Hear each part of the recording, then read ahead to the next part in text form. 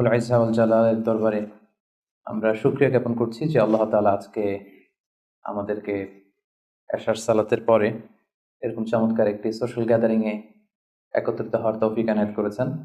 আমরা শুরুতেই ফরমালি আল্লাহ তাআলাকে থ্যাঙ্কস জানাই, শুকরিয়া জানাই। আমরা সবাই পড়ছি কালিমাতুশ শুকর, আলহামদুলিল্লাহ। আজকের এই প্রোগ্রামে আমি সহিহ বুখারী থেকে একটি হাদিস আপনাদের সাথে শেয়ার করব, যে হাদিসটিতে আল্লাহ রাসূল সাল্লাল্লাহু আলাইহি ওয়াসাল্লাম 7 শ্রেণীর ব্যক্তিকে কিয়ামতের দিন আল্লাহ তাআলা আরশের ছায়ার নিচে ছায়া দিবেন। এই বিখ্যাত হাদিসটা আপনাদের সামনে উপস্থাপন করার চেষ্টা করব এবং আশা করব যে আপনারা মনোযোগ দিয়ে শুনবেন, যাতে করে শেষে আপনাদের কাছ থেকে আমি 1-2 মিনিটের সামান্য কিছু ফিডব্যাক নিতে পারি যে আপনারা কতটুকু বুঝতে পারলেন।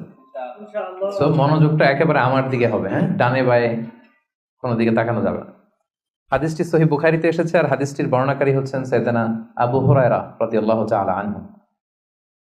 عن أبي هريرة رضي الله تعالى عنه قال قال رسول الله صلى الله عليه وسلم 7 يظلهم الله في ظله يوم لا ظل إلا ظله إمام عادل وشاب نشأ في عبادة الله ورجل قلبه معلق بالمساجد ورجلان تحابا في الله اجتمعا عليه وتفرقا عليه ورجل دعته امرأة ذات منصب وجمال فقال إني أخاف الله ورجل تصدق بصدقة فأخفاها حتى لا تعلم شماله ما تنفق يمينه ورجل ذكر الله خاليا ففاضت عيناه رواه البخاري। এটা হচ্ছে হাদিসের টেক্সট। তো আবু হুরায়রা রাদিয়াল্লাহু তাআলা আনহু বর্ণনা করেন যে আল্লাহ রাসূল সাল্লাল্লাহু আলাইহি ওয়াসাল্লাম তিনি বলেছেন 7 শ্রেণীর ব্যক্তিকে, 7 ধরনের ব্যক্তিকে আল্লাহ তাআলা কিয়ামতের দিন in the day of judgement তার আরশের নিচে ছায়া দিবেন, যেদিন আল্লাহর আরশের ছায়া ছাড়া আর কোনো ছায়া থাকবে না।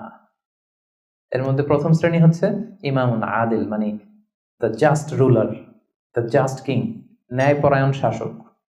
প্রথম শ্রেণী হচ্ছে ন্যায়পরায়ণ শাসক বা রাষ্ট্রপ্রধান। 2 নম্বর হচ্ছে ওয়াশাবুন নাশা ফি ইবাদাতিল্লাহ, এমন যুবক যে তার যৌবনটাকে আল্লাহর ইবাদতে কাটিয়েছে। 3 নম্বর হচ্ছে ওয়ারাজুলুন কলবুহু মুআল্লাকুন বিল মাসাজিদ, এমন ব্যক্তি যার হৃদয়টা সবসময় মসজিদের সাথে লেগে থাকে, মসজিদের সাথে ঝুলে থাকে। 4 নম্বর হচ্ছে ওয়ারাজুলান তাহাব্বা ফিল্লাহ ইজতামা আলাইহি ওয়া তাফাররাকা আলাইহি, এমন 2 ব্যক্তি যারা একে অপরকে আল্লাহর জন্য ভালোবাসে, পৃথক হলেও আল্লাহর জন্য ভালোবাসাটা বজায় থাকে, একসাথে থাকলেও আল্লাহর জন্য ভালোবাসাটা বজায় থাকে। 5 নম্বরে হচ্ছে এমন ব্যক্তি দাআতহুম ইমরাআতুন যাতু মানসিবিন ওয়া জামাল, এমন ব্যক্তি যাকে সম্ভ্রান্ত বংশের খুব সুন্দরী রূপসী ভেরি বিউটিফুল লেডি একজন নারী তাকে পাপ কাজের জন্য আহ্বান করেছে, কিন্তু সেই পাপ কাজে সাড়া না দিয়ে প্রত্যাখ্যান করে বলেছে ইন্নী আখাফুল্লাহ, আমি এই কাজ করতে পারবো না, কারণ আমি ভয় পাই একজনকে, তিনি কে? আল্লাহ, আমি আল্লাহকে ভয় পাই। 6 নম্বর হচ্ছে ওয়ারাজুলুন তাসাদ্দাকা বিসাদাকা ফাআখফাহা হাত্তা লা তা'লামা শিমালুহু মা তুনফিকু ইয়ামিনুহু, এমন ব্যক্তি যে গোপনে দান করে, এত গোপনে দান করে যে তার ডান হাত কি দান করে তার বাঁ হাত টের পায় না। সুবহানাল্লাহি ওয়া বিহামদিহি। 7 নম্বরে হচ্ছে ওয়ারাজুলুন যাকারাল্লাহা খালিয়ান ফাফাদাত আইনা, 7 নম্বর ব্যক্তি হচ্ছে এমন ব্যক্তি যে একা একা আল্লাহকে স্মরণ করে চোখের পানি ছাড়ে, আল্লাহকে স্মরণ করে, আল্লাহর জিকির করে, আল্লাহর ভয়ে তার অশ্রুসিক্ত হয়, তার চোখ বেয়ে দাঁড় দাঁড় করে পানি নামে। এই 7 শ্রেণীর ব্যক্তিকে আল্লাহ তাআলা আরশের নিচে ছায়া দিবেন, যেদিন কোনো ছায়া থাকবে না। এই হচ্ছে হাদিসের সরল বঙ্গানুবাদ। হাদিসটি সহিহ বুখারীতে এসেছে। হাদিসের টেক্সট থেকে পরে যে সহজ সরল বঙ্গানুবাদ করলাম, এটা আপনাদের মোটামুটি বুঝে আসছে না? বুঝে এসেছে। এরপরে ব্যাখ্যা করলে আরো ভালো বুঝতে পারবেন। এই হাদিসটির বর্ণনাকারী হচ্ছে আবু হুরায়রা রাদিয়াল্লাহু তাআলা। আবু হুরায়রা রাদিয়াল্লাহু তাআলা আনহু নাম শুনেছেন আপনারা? আল্লাহ রাসূল সাল্লাল্লাহু আলাইহি ওয়াসাল্লাম একজন বিখ্যাত সাহাবী। ওনার নাম কিন্তু আবু হুরায়রা না, ওনার নাম হচ্ছে আব্দুর রহমান। আবু হুরায়রা রাদিয়াল্লাহু তাআলা আনহুর আসল নাম কি? সবাই বলতে হবে, আব্দুর রহমান। তো উনি আবু হুরায়রা হলেন কি করে? হিজরাতুন মানে বিড়াল, আর হুরায়রা মানে ছোট্ট বিড়াল। তো উনি বিড়াল পালতেন, বিড়াল নিয়ে দুষ্টামি করতেন। আমাদের অনেকে শখ আছে, ঘরে আমরা বিড়াল পালি। তো উনি একবার ঢোলা জামা, জুব্বার আস্তিনের মধ্যে বিড়াল নিয়ে রাসূল সাল্লাল্লাহু আলাইহি ওয়াসাল্লামের কাছে আসছেন। আল্লাহ রাসূল দেখলেন যে আবু হুরায়রা বিড়াল নিয়ে দুষ্টামি করতেছে। তো আল্লাহ রাসূল সাল্লাল্লাহু আলাইহি ওয়াসাল্লাম রসিকতা করে মজা করে ডাক দিলেন, ইয়া আবা হুরায়রা, এই বিড়ালের বাবা। আসলে নাম কি ছিল? আব্দুর রহমান। টাকা দরকার ছিল ইয়া আব্দুর রহমান, এটা না ডেকে রাসূল সাল্লাল্লাহু আলাইহি ওয়াসাল্লাম মজা করে বললেন, ইয়া আবা হুরায়রা, হে বিড়ালের বাবা।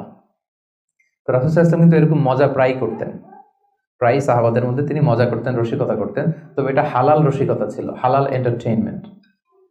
রাসূল সাল্লাল্লাহু আলাইহি ওয়াসাল্লাম একটু রসিকতা করে বললেন, ইয়া আবা হুরায়রা, হে বিড়ালের বাবা। তখন থেকে আবু হুরায়রা রাদিয়াল্লাহু তাআলা আনহুকে সবাই আব্দুর রহমান না বলে বিড়ালের বাবা বলে ডাকতে শুরু করলো, সুবহানাল্লাহ। এবং উনি নিজেও এটা নিজের জন্য পছন্দ করলেন, বিড়ালের বাবা। তো ওনার নাম হচ্ছে বেসিক্যালি আব্দুর রহমান, কিন্তু যেহেতু বিড়াল নিয়ে দুষ্টামি করতেন এবং রাসূল সাল্লাল্লাহু আলাইহি ওয়াসাল্লাম একবার যখন হে বিড়ালের বাবা বলে ডাক দিলেন, তারপর থেকে উনি কি হয়ে গেলেন? আবু হুরায়রা। উনি এই হাদিসটি বর্ণনা করেছেন, উনি নিজে শুনেছেন রাসূল সাল্লাল্লাহু আলাইহি ওয়াসাল্লামের কাছ থেকে এই হাদিসটি। উনি সর্বাধিক হাদিস বর্ণনাকারী সাহাবী, উনার চেয়ে বেশি হাদিস কোন সাহাবী বর্ণনা করেননি। 5374টি হাদিস বর্ণনা করেছেন। মসজিদে নববীর পাশে একটা বারান্দা আছে, এটাকে বলে সুফা। এই বারান্দায় যে সাহাবারা থেকে থেকে পড়াশোনা করতো ওনাদেরকে বলা হতো আহলে সুফা। আবু হুরায়রা রাদিয়াল্লাহু তাআলা আনহু এই আহলে সুফার সদস্য ছিলেন। উনি বলতেন যে আমাদের অনেক সাহাবারা ব্যবসা করতো, কেউ এটা করতো সেটা করতো, আমি কিছুই করতাম না। আমার শুধু খাওয়ার ব্যবস্থাটা হইলেই আমি রাসূল সাল্লাল্লাহু আলাইহি ওয়াসাল্লামের সাথে থাকতাম, সারাদিন থাকতাম, আর উনি যাই বলতো আমি এটা মানুষের কাছে বর্ণনা করে পৌঁছে দিতাম। সুবহানাল্লাহ। এজন্যই উনি এত হাদিস বর্ণনা করেছেন। শুরুতে উনি এত হাদিস বর্ণনা করতে পারতেন না। উনি একবার বললেন, ইয়া রাসূলুল্লাহ সাল্লাল্লাহু আলাইহি সাল্লাম, আসমা'ু মিনকা হাদিসান কাসীরান, আমি তো আপনার কাছ থেকে অনেক হাদিস শুনি, ফালা আহফাজ, কিন্তু এগুলো আমার মনে থাকে না, কি করব? আল্লাহ রাসূল সাল্লাল্লাহু আলাইহি ওয়াসাল্লাম বললেন, উবসুত রিদাক, তুমি তোমার চাদরটা বিছিয়ে দাও। আবু হুরায়রা রাদিয়াল্লাহু তাআলা আনহু চাদর বিছিয়ে দিলেন। রাসূল সাল্লাল্লাহু আলাইহি ওয়াসাল্লাম ওই চাদরের মধ্যে এরকম হাত বুলিয়ে দিলেন, বললেন এবার এটা গায়ে দাও। এটা গায়ে দেওয়ার পর থেকে উনি বললেন, এরপর থেকে জীবনে যত হাদিস শুনেছি আল্লাহ রাসূল সাল্লাল্লাহু আলাইহি ওয়াসাল্লামের মুখ থেকে একটাও ভুলি নাই, একটাও ভুলিনি। রাসূল সাল্লাল্লাহু আলাইহি ওয়াসাল্লামের দোয়ার বরকত, রাসূল সাল্লাল্লাহু আলাইহি ওয়াসাল্লামের দোয়ার বরকতটা এরকম ছিল, উনি যদি কোনো লোনা পানির কুয়ার মধ্যে অজু করে কুলির পানি ফেলতেন, ওইটা মুহূর্তের মধ্যে মিঠা পানির কুয়া হয়ে যেত। গাছের মধ্যে ফল ধরে না, রাসূল সাল্লাল্লাহু আলাইহি ওয়াসাল্লাম টাচ করলে এর পরের বছর ফল হতে হতে একেবারে সয়লাব। আনাস রাদিয়াল্লাহু তাআলা আনহুর জন্য একবার দোয়া করে দিয়েছিলেন, আল্লাহ তাকে সন্তান বেশি দাও, তাকে সম্পদ বেশি দাও। তো সন্তানের দোয়া এত কাজে লাগছে, ওনার সব মিলে 82 জন সন্তান ছিল, 80 জন ছেলে 2 জন মেয়ে। আর উনি বলতেন যে আমার এমন খেজুরের বাগান ছিল, মদিনার সবার খেজুরের বাগান বছরে খেজুর দিত একবার, আমার খেজুরের বাগানে বছরে খেজুর হতো 2 বার। রাসূল সাল্লাল্লাহু আলাইহি ওয়াসাল্লামের দোয়ার বরকত। মদিনার অনেক নবজাতক সন্তানদের মাথায় চুল গজায় না, রাসূল সাল্লাল্লাহু আলাইহি ওয়াসাল্লাম কোনো নবজাতক সন্তানের মাথায় হাত বুলিয়ে দিলে মাথার চুল তাড়াতাড়ি বড় হয়ে যেত, বারাকা। রাসূল সাল্লাল্লাহু আলাইহি ওয়াসাল্লাম হাত বুলিয়ে দিলেন, ওই হাত বুলানো চাদর আবু হুরায়রা রাদিয়াল্লাহু তাআলা আনহু গায়ে পড়লেন, আর ভুলে না কিছু, আর কিছু ভুলে না। অনেক ওরিয়েন্টালিস্টরা আবু হুরায়রা রাদিয়াল্লাহু তাআলা আনহুর এই হাদিস বর্ণনার ব্যাপারে সাসপিশন ছড়ায়, সন্দেহ ছড়ায় যে উনি এত হাদিস শুনলো কবে?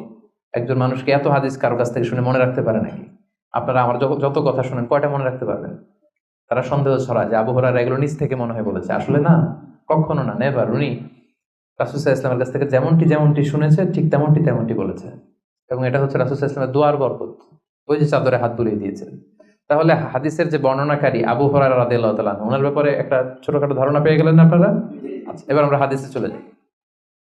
আল্লাহ রাসূল সাল্লাল্লাহু আলাইহি ওয়াসাল্লাম বলেছেন, সাবআতুন ইউযিল্লুহুমুল্লাহু ফি যিল্লিহি ইয়াওমা লা যিল্লা ইল্লা যিল্লুহু, 7 শ্রেণীর ব্যক্তিকে আল্লাহ তাআলা আরশের নিচে ছায়া দিবেন, যেদিন আরশের ছায়া ছাড়া আর কোনো ছায়া থাকবে না। ইউযিল্লুহুমুল্লাহু ফি যিল্লিহি, আল্লাহ তাআলা সেদিন তার নিজের ছায়া দিবেন, বলতে উদ্দেশ্য হচ্ছে ফি যিল্লি আরশিহি, আল্লাহর আরশের ছায়ায় তিনি 7 শ্রেণীর ব্যক্তিকে সেদিন রাখবেন।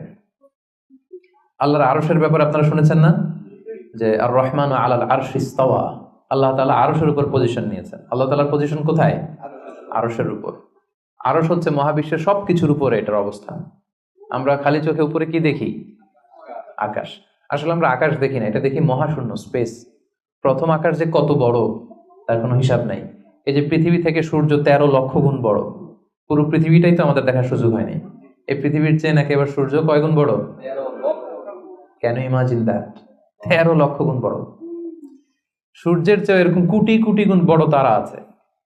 এরকম বিলিয়ন বিলিয়ন তারা নিয়ে আমাদের গ্যালাক্সির নাম হচ্ছে মিল্কি ওয়ে।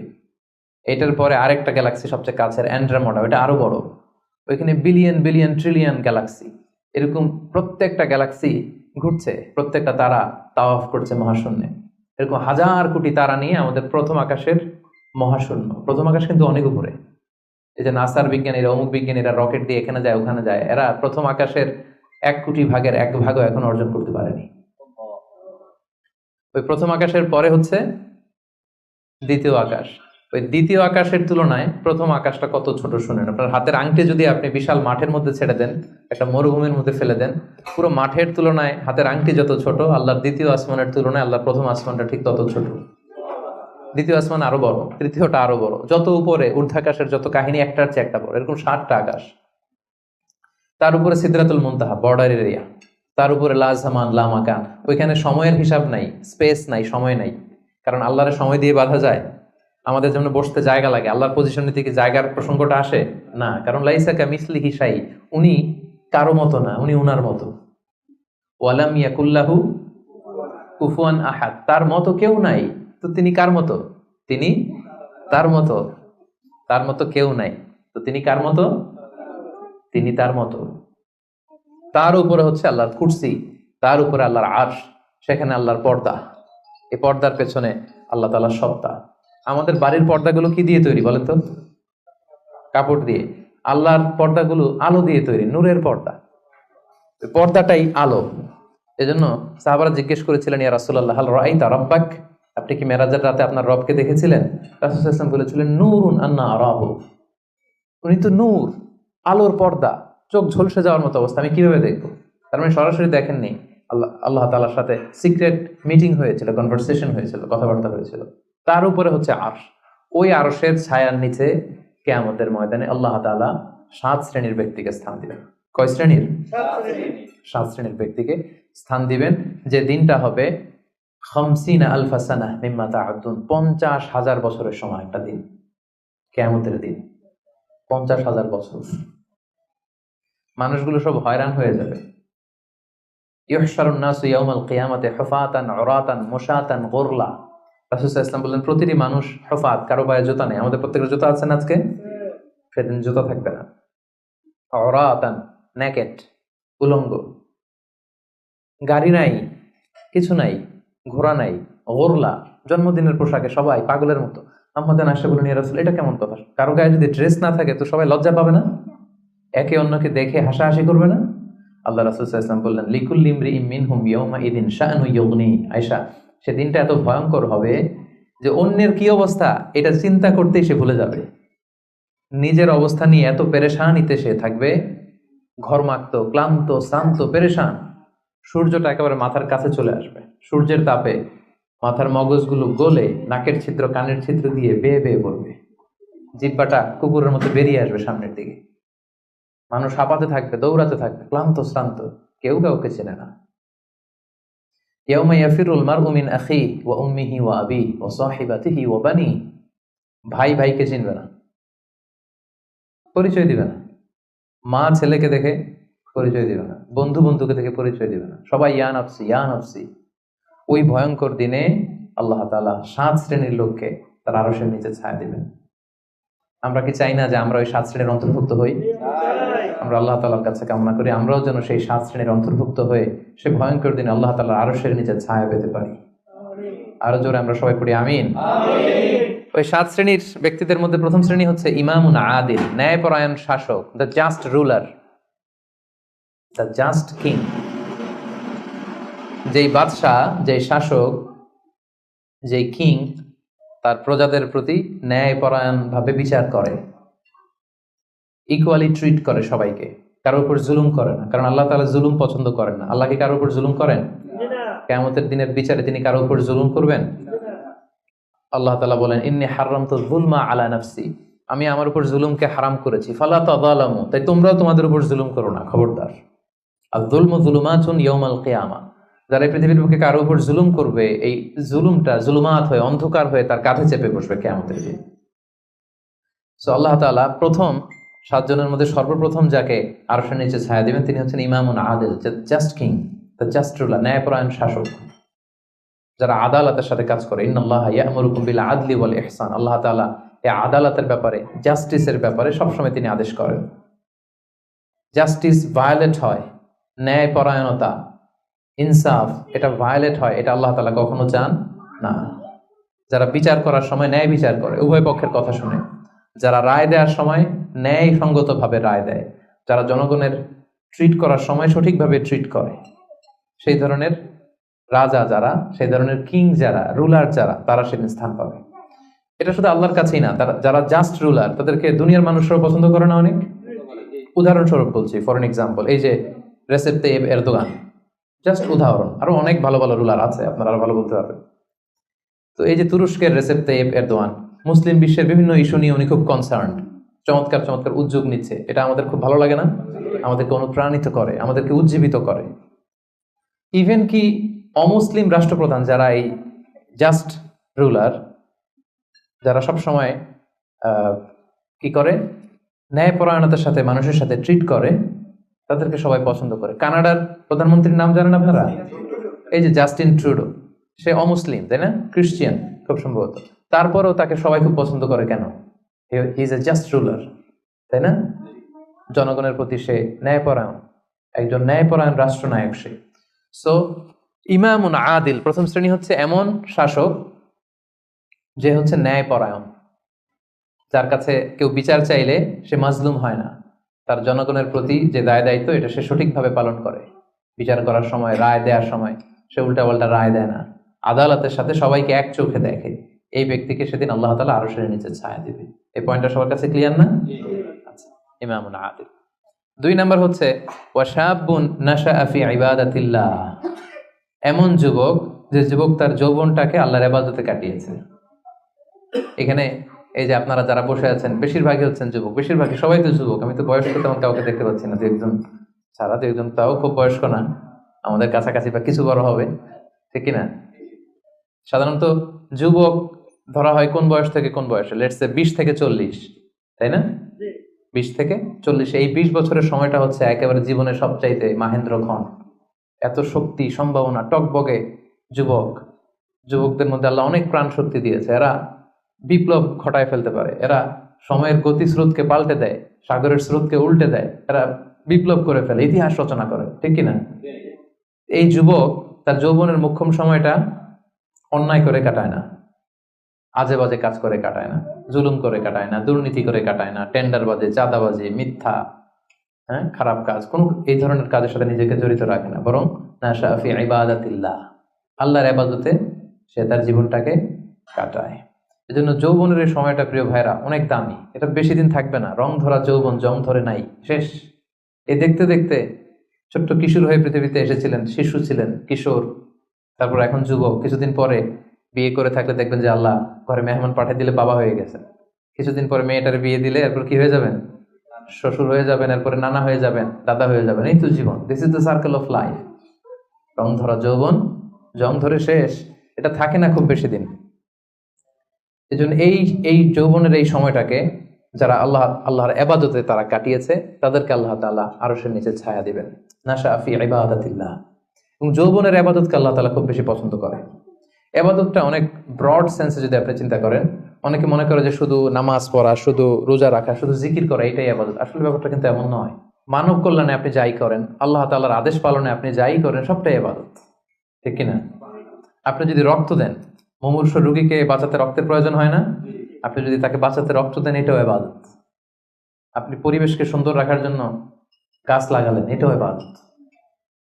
আপনি একজন মানুষ বিপদে পড়েছে, it doesn't know what to do, আপনি তাকে কনসালটেশন করলেন, কিছু সুন্দর পরামর্শ দিলেন, গাইড করলেন যে এইটা ভুল, এইভাবে করো, এই যে আপনি টাইম ব্যয় করলেন, কনসালটেশন দিলেন, এটা ইবাদত। অনেকে মনে করে যে শুধু তাসবিহ, জিকির, কোরআন তেলাওয়াত এগুলোই মনে হয় ইবাদত। না, যে পথেই আল্লাহর সন্তুষ্টি, যে কাজ করলে আল্লাহ তাআলা সন্তুষ্ট হন, এই সবগুলো কাজই কিন্তু ইবাদত। তাই যৌবনের এই মোক্ষম সময়টাতে আল্লাহ তাআলার ইবাদত করে আমাদেরকে কাটাতে হবে। ওমা খালাকতুল জিন্না ওয়াল ইনসা ইল্লা লিয়াবুদুন, আমি মানব জাতির জিন জাতিকে কেবলই সৃষ্টি করেছি আমার ইবাদতের জন্য। এজন্য এই বয়সের, আপনাদের এই বয়সের অফিসে খুব ব্যস্ততা, এখানে খুব ব্যস্ততা, এরপরেও যে একটু কষ্ট করে নামাজটা পড়েন, এরপরেও যে জামাতে আসেন, এরপরেও আপনি সুন্নাহ মোতাবেক চলতে যাচ্ছেন, দাড়ি রাখছেন, এটা অনেক বড় ইবাদত। এটা আল্লাহ তাআলার কাছে অনেক বেশি প্রিয়। বৃদ্ধ বয়সের ইবাদতের চেয়ে যৌবনের ইবাদত আল্লাহর কাছে অনেক বেশি প্রিয়। এর কারণ হচ্ছে বৃদ্ধ বয়সে ইবাদত ছাড়া করবেটা কি? ইবাদত ছাড়া তো সময় কাটে না, কারণ ঘরে আর কথা শোনার কেউ নাই, কেউ সময় দেয় না, রাতে ঘুম আসে না, 3টার দিকে ঘুম ভেঙে যায়, বাংলাদেশের কথা যদি বলি, দেখবেন যে মুরব্বীরা 3টা-4টার পরে নাকি ওনাদের ঘুমিয়ে আসে না।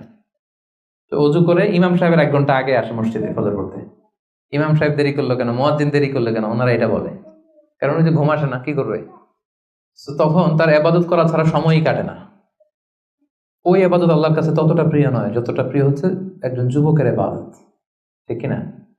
আপনি যৌবন কালে যদি আল্লাহ তাআলা দাসত্ব করতে পারেন, ইবাদত করতে পারেন, আপনার বার্ধক্যে উপনীত হওয়ার পরে ইবাদত করতে না পারলে আল্লাহ তাআলা ইবাদত দিয়ে আপনার আমলনামা পূর্ণ করে দিবে। পূর্ণ করে দেবে। আপনি ফজরের সময় উঠতে পারতেছেন না, কোমরে ব্যথা, ডায়াবেটিস ইত্যাদি ইত্যাদি, আল্লাহ বলবে যুবক অবস্থায় কি করেছিল ওটা দেখো, ওই সময় যা করছে ওটা লিখে দাও। এই জন্য আল্লাহ রাসূল সাল্লাল্লাহু আলাইহি ওয়াসাল্লাম বলেছেন যে এই যৌবনটারে কাজে লাগাও। আল্লাহ রাসূল সাল্লাল্লাহু আলাইহি ওয়াসাল্লাম বলেছেন 5টা বিষয় আসার আগে 5টা জিনিসকে কাজে লাগাও। এর মধ্যে একটা হচ্ছে শাবাবাকা ক্বাবলা হারামিক, বার্ধক্য আসার আগে যৌবনকে কাজে লাগাও। সিহহাতাকা ক্বাবলা মারাদিক, অসুস্থতা আসার আগে সুস্থতাকে কাজে লাগাও।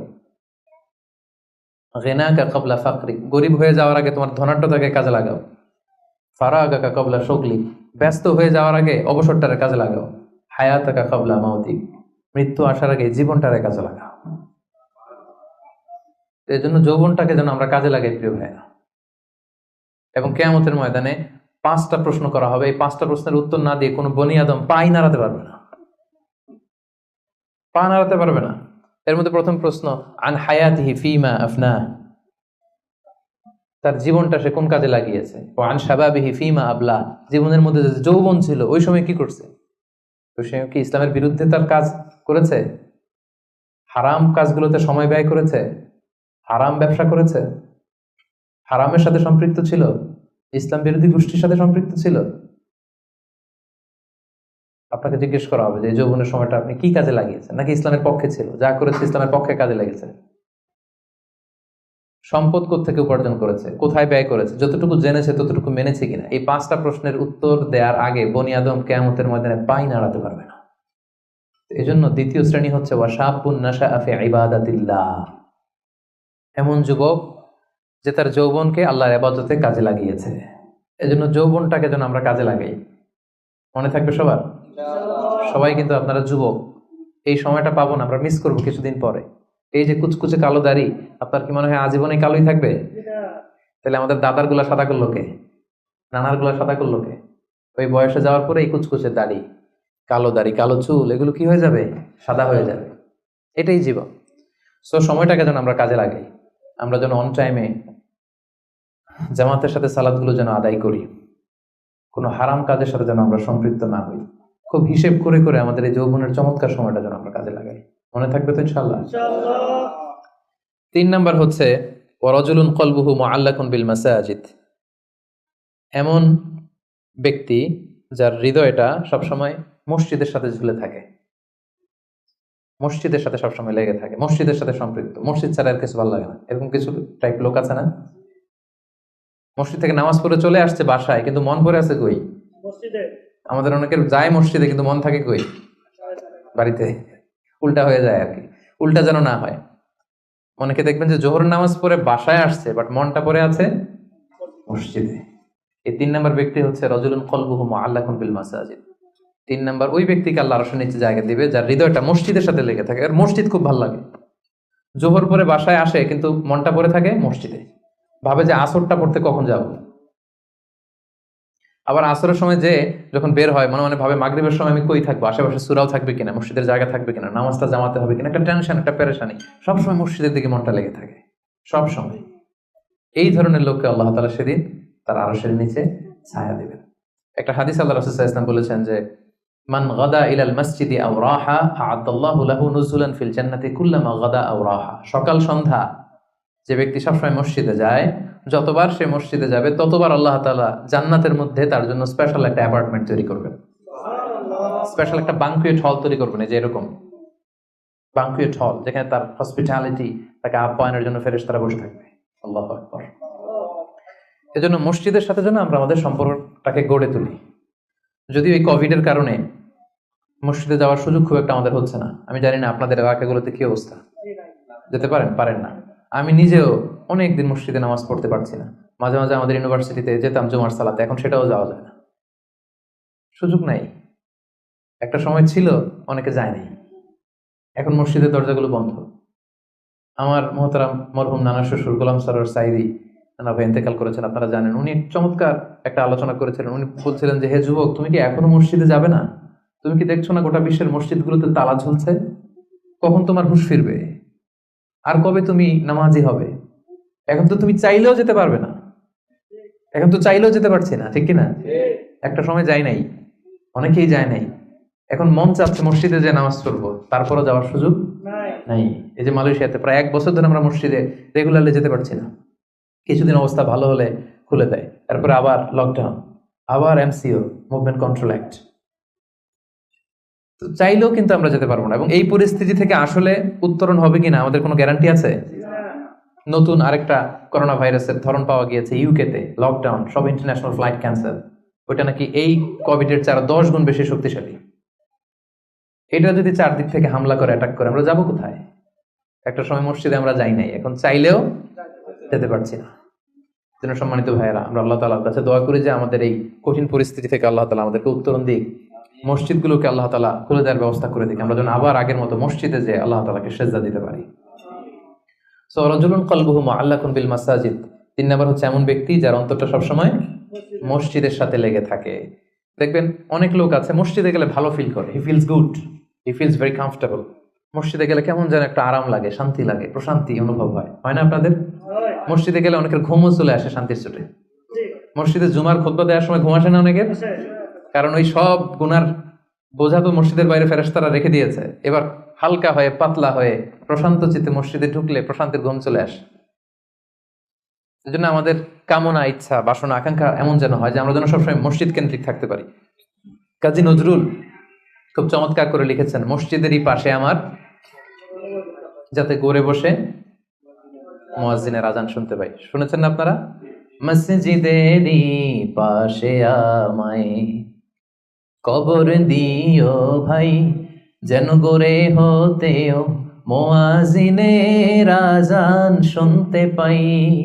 আমার গোরের পাশে দিয়ে ভাই নামাজিরা যাবে, পবিত্র সেই পায়ের ধ্বনি এ বান্দা শুনতে পাবে। গোরা যাব হতে গুনাহগার পাইবে রেহাই। বলেন সবাই, মসজিদেরই পাশে আমায় কবর দিও ভাই, যেন গড়ে হতেও মুয়াজ্জিনের আজান শুনতে পাই। কত মুমিন নামাজি ভাই মসজিদাঙ্গিনাতে আল্লাহর নামের জিকির করে লুকিয়ে গভীর রাতে। আমি তাদের সাথে ওই আল্লাহ নাম জপতে চাই, আল্লাহর নাম জপতে চাই। মসজিদেরই পাশে আমায় কবর দিও ভাই, যেন গড়ে হতেও মুয়াজ্জিনের আজান শুনতে পাই। পড়েন আমিন। অসাধারণ চেতনা, হোয়াট এ স্পিরিট। ঢাকা বিশ্ববিদ্যালয়ের পাশে, খুব সম্ভবত কেন্দ্রীয় লাইব্রেরির পাশে নজরুলের কবরটা আজও আছে। আমি জিয়ারত করেছি একবার, যে পাশে মসজিদ, কেন্দ্রীয় মসজিদ ঢাকা বিশ্ববিদ্যালয়ের, তার পাশেই নজরুলের কবর। আজান হচ্ছে, লোকেরা দোয়া করছে, কবর জিয়ারত করছে। কি চেতনা ছিল! হৃদয় থেকে দোয়াটা করেছেন, আল্লাহ কবুল করেছেন, আলহামদুলিল্লাহ। রাজুলুন কলবুহু মুআল্লাকুন বিল মাসাজিদ। 3 নম্বর ব্যক্তি হচ্ছে যার হৃদয়টা সবসময় মসজিদের সাথে ঝুলে থাকে, সালাতের সাথে ঝুলে থাকে, সিজদার সাথে ঝুলে থাকে। মসজিদের সাথে সম্পর্ক আমরা বাড়াবো তো এখন থেকে? ইনশাআল্লাহ। রাজি আছেন সবাই? ইনশাআল্লাহ। আচ্ছা, চতুর্থ শ্রেণী হচ্ছে রাজুলানি তাহাব্বা ফিল্লাহ ইজতামা আলাইহি ওয়া তাফাররাকা আলাইহি। এমন 2 ব্যক্তি যারা একে অপরকে আল্লাহর জন্য ভালোবাসে, যারা একে অপরকে আল্লাহর জন্য ভালোবাসে। আল্লাহর জন্য ভালোবাসা, তারা যাই করে আল্লাহর জন্য করে। আমরা একে অপরের সাথে দেখা হলে বলি না, ভাই উহিব্বুকা ফিল্লাহ, আপনাকে আমি আল্লাহর জন্য ভালোবাসি, বলি না? এই যে আল্লাহর জন্য ভালোবাসা, একে অপরকে আল্লাহর জন্য যদি কেউ ভালোবাসে, এই 2 জন লোককে আল্লাহ তাআলা সেদিন আরশের নিচে ছায়া দেবে। হাদিসে কুদসিতে আল্লাহ তাআলা সেদিন বলবেন, আইনাল মুতাহাব্বুনা বিজালালি, আমার জন্য একে অপরকে ভালোবাসছি তারা কোথায়? কোথায় তোমরা যারা আমার জন্য একে অপরকে ভালোবেসেছো, কোথায় তোমরা আসো? আজকে উযিল্লুকুম ফি যিল্লি ইয়াওমা লা যিল্লা ইল্লা যিল্লি, আজকে আমার আরশের নিচে আমি তোদের ছায়া দিয়ে রাখবো। আজকে আমার দেয়া ছায়া ছাড়া আর কোনো ছায়া নাই। তাই আমরা একে অপরকে যারা আল্লাহর জন্য ভালোবাসবো তাদেরকে আল্লাহ তাআলা সেদিন আরশের নিচে ছায়া দিবেন। সুবহানাল্লাহ পড়েন। আল্লাহর জন্য ভালোবাসা কি? যাকে দেখলে আল্লাহর কথা স্মরণ হয়, তার কথা শুনলে আল্লাহর কথা স্মরণ হয়, তার সাথে বসলে আখেরাতের কথা স্মরণ হয়, এমন বন্ধু। আরেকজন আছে, এর সাথে বসলেই শুধু হিন্দি সিনেমার গান, এর সাথে বসলেই শুধু হারাম আলাপ, এর সাথে বসলেই অপ্রয়োজনীয় কথাবার্তা, অন্যের গীবত, চগলখড়ি, ব্যাকবাইটিং, এগুলো। এটা আল্লাহর জন্য তার সাথে সম্পর্ক নয়। তার সাথে সম্পর্কটা আমার আল্লাহর জন্য। আল্লাহ তাআলার কারণে আমি তাকে ভালোবাসি, কারণ সে আল্লাহর বান্দা, সে আল্লাহর প্রিয় বান্দা, সে আল্লাহর আদেশগুলো মেনে চলে। তাহলে একে অপরের ভালোবাসা হবে কার জন্য? আল্লাহর জন্য। ইজতামা আলাইহি, এই ভালোবাসা নিয়েই তারা পৃথিবীতে একত্রিত হয়। ওয়া তাফাররাকা আলাইহি, এবং আল্লাহর উপর ভালোবাসা অবশিষ্ট রেখেই তারা পৃথিবী ত্যাগ করে। এই ধরনের লোককে আল্লাহ তাআলা সেদিন আরশের নিচে ছায়া দিবেন। এজন্য আমাদের সব কাজগুলো যেন প্রিয় ভাই একমাত্র আল্লাহর খুশির জন্য হয়। দুনিয়ার লোভের জন্য, দুনিয়ার স্বার্থের জন্য কোনো কাজ করা যাবে না। আপনি যদি দুনিয়ার স্বার্থের জন্য কোনো কাজ না করে শুধু আল্লাহর খুশির জন্য করেন, দুনিয়ার স্বার্থ এমনি উদ্ধার হয়ে যাবে, আই গ্যারান্টি। আপনি কয়েকদিন প্র্যাকটিস করে দেখেন যে যেটাই করব আমার আল্লাহ এই কাজে সন্তুষ্ট কিনা, এটা আপনি দেখে করেন, দেখবেন দুনিয়ার সবকিছু আপনার হাতের মুঠোয় চলে আসবে। গোটা দুনিয়াটা আপনার হাতের মুঠোয় আসবে যদি আল্লাহকে আপনি এইখানে স্থান দেন। আর দুনিয়াটার এইখানে স্থান দিলে গোটা দুনিয়া আপনাকে অপমান করে ছাড়বে, ঠিক কিনা? এই জন্য আমাদের ভালোবাসা যেন হয় শুধু কার জন্য? আল্লাহ রাসূল সাল্লাল্লাহু আলাইহি ওয়াসাল্লামকে আল্লাহ তাআলা আদেশ করেছেন, হে নবী আপনি বলে দেন, কুল ইন্না সলাতি ওয়া নুসুকি ওয়া মাহইয়ায়া ওয়া মামাতি লিল্লাহি রাব্বিল আলামিন। হে নবী আপনি বলে দিন, আমার সালাত, আমার যাকাত, আমার রোজা, আমার হজ সবকিছু একজনের জন্য, তিনি কে? আল্লাহ। তাই আমাদের একে অপরের ভালোবাসাটা কার জন্য? আল্লাহর জন্য। আমি আপনাদেরকে আল্লাহর জন্য ভালোবাসি, এই যে আপনারাও আমাকে আল্লাহর জন্য ভালোবাসেন। তাহলে আমরা কিন্তু ওই 7 শ্রেণীর ক্যাটাগরির মধ্যে পড়ে গেছি। আলহামদুলিল্লাহ করবেন না? তাহলে একে অপরকে কার জন্য ভালোবাসবেন? দুনিয়ার স্বার্থে? No, never. একজনের খুশির জন্য, তিনি কে? আল্লাহ। একে অপরকে যখন, ইমানি ভাইকে, দিনী ভাইকে যখন কেউ আল্লাহ তাআলার জন্য ভালোবাসে, এই ব্যক্তিদেরকে আল্লাহ তাআলা সেদিন তার আরশের নিচে ছায়া দিবেন। তাহলে কয়টা গেল 7টার মধ্যে থেকে? কয়টা মনে আছে তো? আরো কয়েক মিনিট বলি না? আচ্ছা, 5 নাম্বার হচ্ছে ওয়ারাজুলুন দাআত ইমরাআতুন যাতু মানসিবিন ওয়া জামাল। এমন লোক, দাআত ইমরাআতুন যাতু মানসিবিন ওয়া জামাল, এমন ব্যক্তি যাকে কোনো সম্ভ্রান্ত, ডিগনিফাইড এন্ড প্রেস্টিজিয়াস ফ্যামিলির খুব দেখতে সুন্দর, গর্জিয়াস, বিউটিফুল কোনো লেডি তাকে পাপ কাজের জন্য আহ্বান করলো, বিবাহ বহির্ভূত সম্পর্কের জন্য, দৈহিক সম্পর্কের জন্য আহ্বান করলো, এবং সে চাইলেই এই অশ্লীল কাজে, এই ব্যভিচারে, এই পাপ কাজে জড়িত হয়ে যেতে পারত, কিন্তু সে সেটা করেনি, সুযোগ পেয়েও এই কাজ করেনি। বরং সে সাহসিকতার সাথে বলেছে, ইন্নী আখাফুল্লাহ, আমার পক্ষে এই প্রপোজাল, এই প্রস্তাব মেনে নেওয়া সম্ভব নয়, কারণ আমি একজনকে ভয় করি, তিনি কে? যাদের হৃদয়ে আল্লাহর ভয় আছে তাদের দ্বারা এই পাপ কাজ করা সম্ভব? সম্ভব না। ইন্নী আখাফুল্লাহ, আমি আল্লাহ তাআলাকে ভয় করি। জুলাইখা যখন ইউসুফ আলাইহিস সালামের প্রেমে মত্ত হয়ে, পাগল হয়ে নিজেকে প্রেজেন্ট করেছিল যে ইউসুফ আমি তোমার প্রেমে পাগল, পৃথিবীর কেউ টের পাবে না, 7টা তালা মেরেছে দরজায়, এই রাজপ্রাসাদের সিক্রেট রুম, আসো আমরা একে অপরের সাথে এই কাজে লিপ্ত হই। ইউসুফ আলাইহিস সালাম বলেছিলেন একই কথা, মাআযাল্লাহ, মাআযাল্লাহ, আমি আল্লাহর কাছে এই পাপ কাজ থেকে পানাহ চাই, আমার পক্ষে সম্ভব না, কারণ পৃথিবীর কেউ দেখে না, কিন্তু দেখে কে?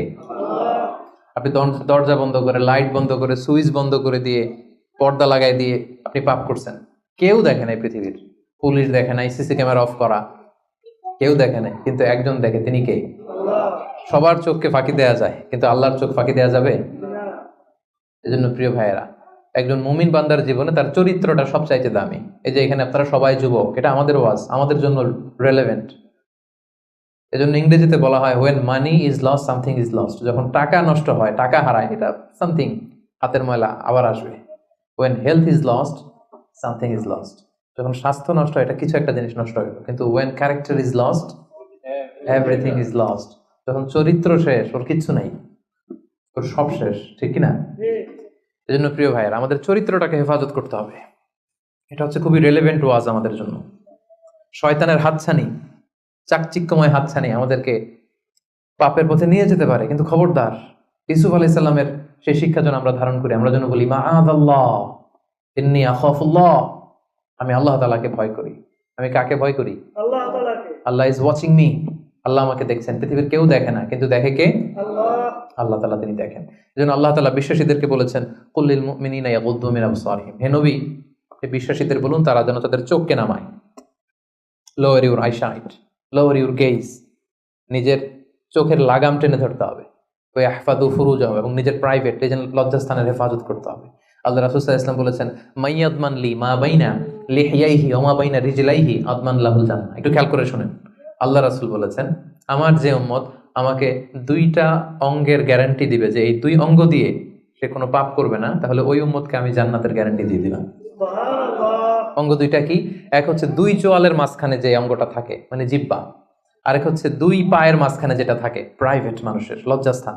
এই দুইটা অঙ্গের গুনাহ করবে না বলে যদি কোনো উম্মত আমার গ্যারান্টি দেয়, আমি আমার ওই উম্মতকে জান্নাতের গ্যারান্টি দিব। সুবহানাল্লাহ। এজন্য চক্ষুকে হেফাজত করতে হবে, নজরকে হেফাজত করতে হবে। বিশ্বাসীদের বৈশিষ্ট্য হচ্ছে ওয়াল্লাযীনা হুম লিফুরুজিহিম হাফিজুন, বিশ্বাসীরা তাদের প্রাইভেট লজ্জাস্থানের হেফাজত করে। তারা বিয়ে ছাড়া অন্য কোনো ভাবে যৌন সম্পর্কে জড়ায় না। তারা একটা বৈধ যৌন সম্পর্কে, হালাল যৌন সম্পর্কে তারা জড়ায়।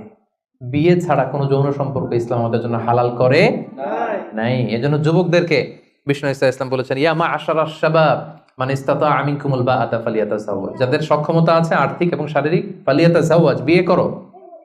ফাইন্নাহু আগাদ্দু লিল বাসার, বিয়ে করলে চোখ নিম্নগামী হয়। ওয়া আহসানু লিল ফারাজ, লজ্জাস্থান হেফাজতে থাকে।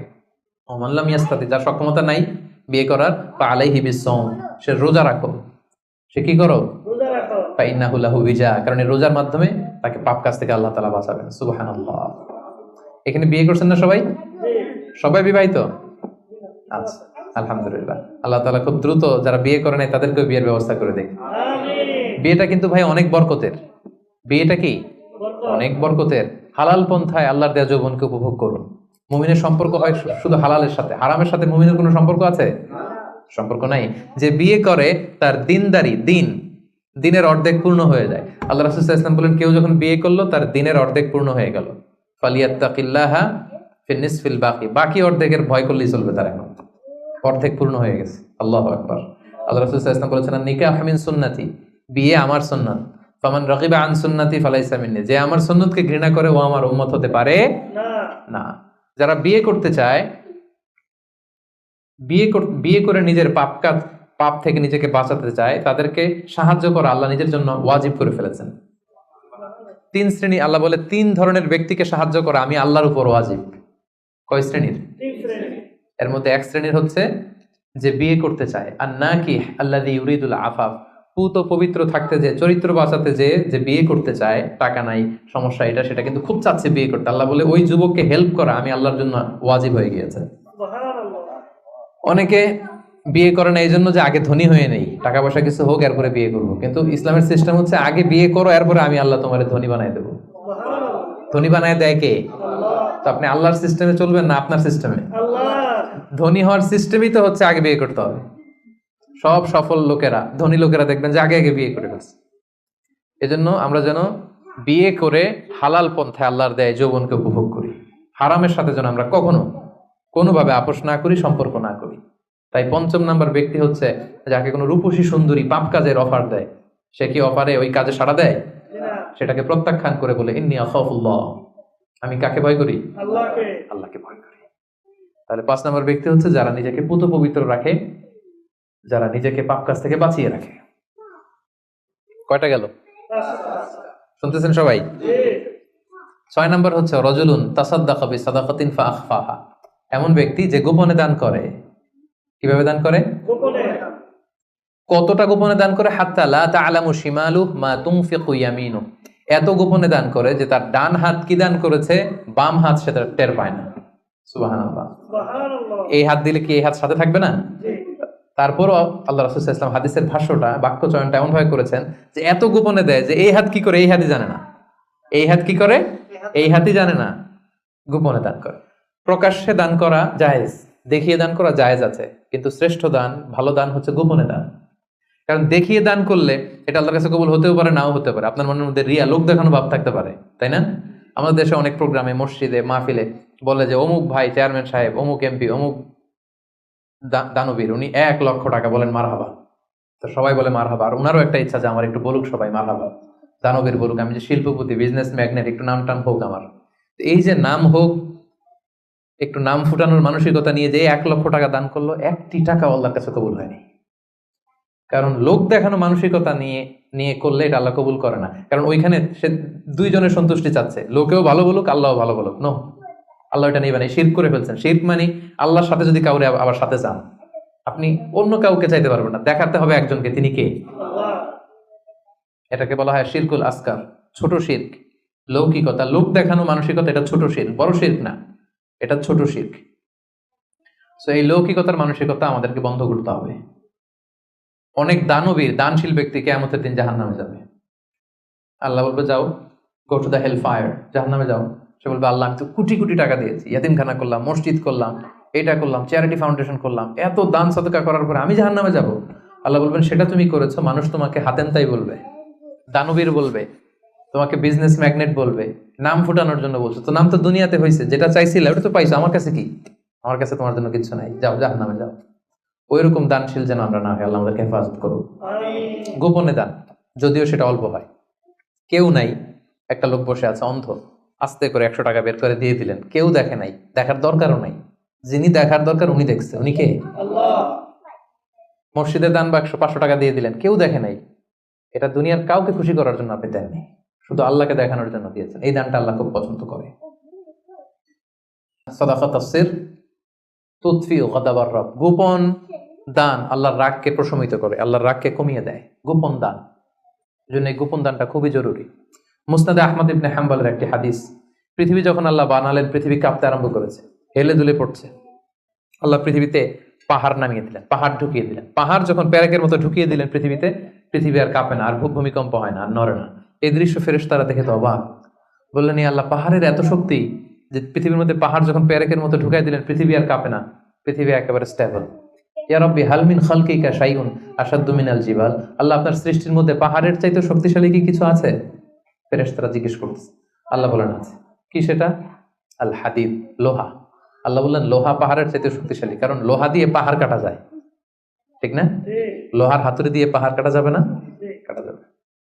ফেরেশতারা বললেন হে আল্লাহ, হাল মিন খালকিকা আশাদ্দু মিনাল হাদিদ, তাহলে লোহার চেয়েও কি শক্তিশালী কিছু আপনার সৃষ্টিগুলোর মধ্যে আছে? আল্লাহ বললেন আছে। সেটা হচ্ছে আন্নার, আগুন। কারণ আগুনের মধ্যে লোহা ঢেলে দিলে লোহা গলে যায়। তাইলে লোহা শক্তিশালী নাকি আগুন? আগুন। আগুন শক্তিশালী।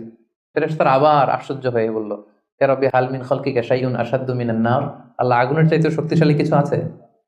আছে। আল মা, পানি। আল্লাহ বললেন পানি আরো শক্তিশালী, কারণ আগুন দাউ দাউ করে জ্বলে, ওখানে পানি দিলে কি হয়? নিভে যায়। আগুন থপ করে নিভে যায়। ফেরেশতারা আবার অবাক হচ্ছে, বললেন ইয়া রাব্বি হাল মিন খালকিকা শাইউন আশাদ্দু আলাল মা, পানির চাইতেও শক্তিশালী কি কিছু আছে আপনার সৃষ্টির মধ্যে? আল্লাহ বললেন আছে। আর রিহ, বাতাস, কারণ বাতাসের ধাক্কায় পানি একদিক থেকে আরেক জায়গায় যায়। জলের মধ্যে যখন বাতাসের উচ্ছ্বাস হয়, জলোচ্ছ্বাস তৈরি হয়, তাহলে বাতাস আরো শক্তিশালী। এই ফেরেশতারা বললেন ইয়া রাব্বি হাল মিন খালকিকা আশাদ্দু মিনার রিহ, আল্লাহ বাতাসের চাইতেও কি কোনো শক্তিশালী কিছু এই মহাবিশ্বে আছে? আল্লাহ বললেন আছে। সেটা কে?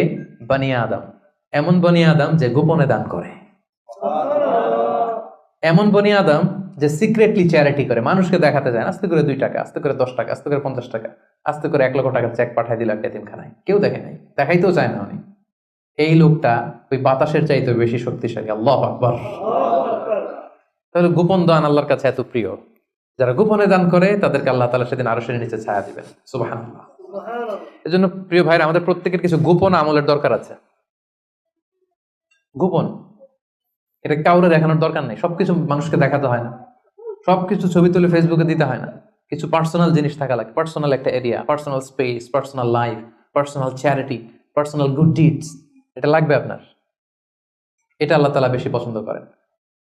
হাল্লাকা সিররুন ইনদাল্লাহ বাইনাকা আনতা ওয়া বাইনাল্লাহ, এমন কোন গোপন জিনিস তোমার আর তোমার রবের মাঝে আছে যেটা তোমার রব ছাড়া কেউ জানে না? হাল্লাকা সিররুন ইনদাল্লাহ বাইনাকা আনতা ওয়া বাইনাল্লাহ, হাল্লাকা সাদাকাতুন তাখফা লা ইয়ালামুহা ইল্লাল্লাহ, হাল্লাকা সিররুন ইনদাল্লাহ বাইনাকা আনতা ওয়া বাইনাল্লাহ হাল লাকা সাদাকাতুন তাখফা লা ইয়ালামুহা ইল্লাল্লাহ। সুবহানাল্লাহ। তোমার আর তোমার রবের মাঝে এরকম গোপন কোনো ডিলিংস আছে যেটা কেউ জানে না? জীবনে কখনো গোপন দান করছো যেটা কেউ দেখেনি? ওইটাই কাজে লাগবে। এজন্য ষষ্ঠ শ্রেণী হচ্ছে ওই ব্যক্তি যে গোপনে দান করে, সিক্রেট চ্যারিটি করে। গোপনে দান করতে রাজি আছেন তো সবাই? নট নেসেসারি যে খুব বিগ অ্যামাউন্ট লাগবে। 1 রিঙ্গিট, কয় রিঙ্গিট? ওইটার আল্লাহ পেলে পুষে উহুদ পাহাড়ের সমান উঁচু করে আপনার আমল নামায় ঢুকাই দিবে। কটা গেল? 7 নাম্বার হচ্ছে রজুলুন যাকারাল্লাহ খালিয়ান ফাফাদাত আইনা। যে ব্যক্তি গোপনে আল্লাহর জিকির করে, আল্লাহকে স্মরণ করে আর চোখের পানি ছাড়ে। কি ছাড়ে? চোখের পানি ছাড়ে। আমাদের তো চোখের পানি নামে না। কবে যে শেষ জীবনে কেঁদেছি আমাদের অনেকের মনেই পড়ে না। আরে কবে যেন কাঁদলাম সর্বশেষ? আল্লাহর ভয়ে। এত ব্যস্ত জীবন, এত যান্ত্রিক জীবন, এত বিজি স্ক্যাডিউল, আল্লাহর ভয়ে যে নিজের গুনার কথাগুলো স্মরণ করে একটু চোখের পানি ফেলবে এটাই ভুলে গেছি। যারা গোপন ভাবে আল্লাহ তাআলাকে স্মরণ করে চোখের পানি ফেলে, আল্লাহ ওই ব্যক্তিকে আরশের নিচে ছায়া দিবেন। 2 ফোঁটা পানি আল্লাহর কাছে সবচাইতে প্রিয়। এক হচ্ছে জিহাদের ময়দানে রক্তের ফোঁটা, আরেক হচ্ছে অনুতপ্ত বান্দার চোখের পানির ফোঁটা। জাহান্নামের আগুন কি দুনিয়ার আগুনের মতো? অনেক শক্তিশালী। পৃথিবীর কোনো কিছু এটাকে নিভাতে পারে না, কিছু না। শুধু পারে একটা জিনিস, সেটা হচ্ছে চোখের পানি। সেটা কি? চোখের পানি শুধু জাহান্নামের আগুনকে নেভাতে পারে। এজন্য রাসূল সাল্লাল্লাহু আলাইহি ওয়াসাল্লাম আল্লাহ তাআলার কাছে বলতেন, আল্লাহুম্মা ইন্নী আউযু বিকা আন আইনিন লা তাদমা। আল্লাহ, ওই চোখ থেকে আমি পানাহ চাই যে চোখ কাঁদে না, যে চোখ দিয়ে পানি নামে না। এরকম চোখ আমি চাই না। আল্লাহ, এমন চোখ আমি চাই যে চোখ তোমার ভয়ে অশ্রু বিসর্জন দেয়। তাহলে সর্বশেষ শ্রেণী হচ্ছে যে ব্যক্তি গোপনে আল্লাহরে ডাকে আর আল্লাহর ভয়ে চোখের পানি ছাড়ে। এই 7 শ্রেণীর ব্যক্তিকে আল্লাহ তাআলা সেই ভয়ঙ্কর দিন, যেদিন কোনো ছায়া নাই, গরম, পেরেশান, মানুষ ক্লান্ত শ্রান্ত ঘর্মাক্ত, সেই ভয়ঙ্কর দিন আল্লাহ তাআলা আরশের নিচে আমাদেরকে ছায়া দেবেন। আমরা যেন এই 7 শ্রেণীর অন্তর্ভুক্ত হতে পারে, আল্লাহ তাআলা আমাদেরকে তৌফিক দান করুক। আমরা বলি আমিন। আমি আপনাদের বোঝার জন্য আরেকবার করে রিপিট করছি শুধু নামটা। হাদিসের বর্ণনাকারী আবু হুরায়রা রাদিয়াল্লাহু তাআলা আনহু, আল্লাহ রাসূল সাল্লাল্লাহু আলাইহি ওয়াসাল্লাম বলেছেন 7 শ্রেণীর ব্যক্তিকে আল্লাহ তাআলা আরশের নিচে ছায়া দিবেন। এর মধ্যে 1 শ্রেণীর হচ্ছে জাস্ট রুলার, ন্যায়পরায়ণ শাসক, রাষ্ট্রনায়ক। 2 নাম্বার ওয়া শাবুন নাশা ফি ইবাদাতিল্লাহ, এমন যুবক যে তার যৌবনের সময়টাকে আল্লাহর ইবাদতে কাটিয়েছে। 3 নাম্বার ওয়া রাজুলুন কলবুহু মুআল্লাকুন বিল মাসাজিদ, এমন লোক যার হৃদয়টা মসজিদের সাথে লেগে থাকে, খালি মসজিদ পাগল মানুষ। 4 নাম্বার রাজুলান, এমন 2 লোক তাহাব্বা ফিল্লাহ ইজতামা আলাইহি ওয়া তাফাররাকা আলাইহি, আল্লাহর জন্য একে অপরকে ভালোবাসে। 5 নাম্বার এমন লোক যাকে কোনো নারী, সুন্দরী রূপসী নারী পাপ কাজের অফার দেয়, সে অফার নেয় না, সে প্রত্যাখ্যান করে, রিজেক্ট করে দিয়ে বলে আমি আল্লাহকে ভয় পাই। 6 নাম্বার যে গোপনে দান করে, সিক্রেট চ্যারিটি করে, লোক দেখানো দান নয়। 7 নাম্বার যে ব্যক্তি গোপনে আল্লাহর জিকির করে আর চোখ দিয়ে দাঁড় করে পানি নামে। এই 7 শ্রেণীর ব্যক্তিকে আল্লাহ তাআলা তার আরশের নিচে ছায়া দিবেন। এখন আমাদের প্রতিযোগিতা করা দরকার না যে আমরা এই 7টা গুণের কতটা নেয়া আমাদের পক্ষে সম্ভব। আমরা জানি যে আমরা জাস্ট রুলার এটা হইতে পারবো না, আমরা তো দেশের প্রধান হইতে পারবো না, কিন্তু আমরা তো যুবক, আমাদের যৌবনটা আমরা আল্লাহর ইবাদতে কাটাতে পারি, তাই না? আমরা মসজিদের সাথে মন্ত্র ঝুলায় রাখতে পারি, পাপ কাজের অফার আসলে সেটা ঠেকা রাখতে পারি, কি বলেন? তারপর গোপনে দান করতে পারি, কেঁদে কেঁদে আল্লাহর কাছে জীবনের গুনার কথা স্মরণ করতে পারি। এই গুণাবলীগুলো যেন আমরা আমাদের জীবনে অর্জন করে সেদিন ওই ভয়ঙ্কর দিনে যারা আরশের নিচে ছায়া পাবে আমরা যেন তাদের অন্তর্ভুক্ত হতে পারি। আল্লাহ আমাদেরকে তৌফিক দান করুন।